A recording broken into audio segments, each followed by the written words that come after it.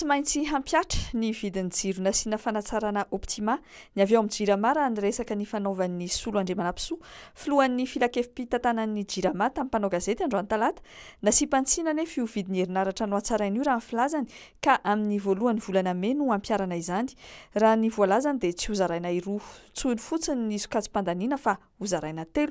ho an'ireo mampiatra ny tarifa ekonomika ohatra dia hijanona 700 ariary ny saran'ny apaha-pandaniana voalohany hatramin'ny 300 kilowattheure raha mihoatra io ny fandaniana dia 700 ariary isaky ny kilowattheure ihany ny vidin'ny apaha-pandaniana faharoa ny apaha-pandaniana fahatelo mihoatra ny 300 kilowattheure no andoavana ny 470 sy 700 ariary isaky ny kilowattheure araka ny voasoratra ao amin'ny saran'ny Optima ankehitriny ho ihany izy raha toa ka matetika ny fandaniana mihoatra ny 300 kilowattheure isam-bolana dia manentana ny mpanjifa hanova sokajy tsara ny filohan'ny filakevim-pitantanan'ny Jirama nambarany ihany koa fa anisan'ny sosikevitra atolotra izy ireo ny fanamorana ny fampidirana compteur isa-tokantrano mba tsy ho compteur iray no hitambaran'ny tokantrano dimy ka ampiopapany ny fandaniana.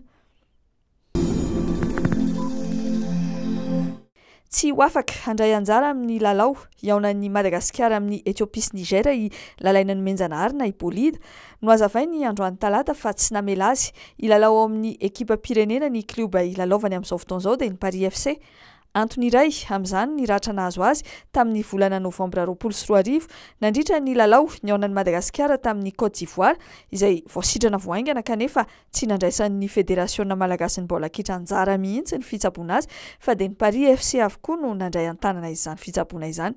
Antony nasongadiny Bolida tsy namelan'ny Paris FC azy ilalao miaraka amin'ny Barea amin'ny faran'ny volana marsa ihany koa ny voalaza fa anjara toerany eo anivon'ny klubany. Raha nambarany dia ilain'ny Paris FC izy amin'ny lalao iaonany amin'ny FC Sochaux amin'ny faha-4 volana aprily raha toa moa ka mivoaka ny Frantsa i Bolida ilalao miaraka amin'ny Madagasikara dia tsy maintsy hiboka rehefa miverina ka tsy ho afaka handray anjara amin'io lalao everin'ny klubany fa zava-dehibe io.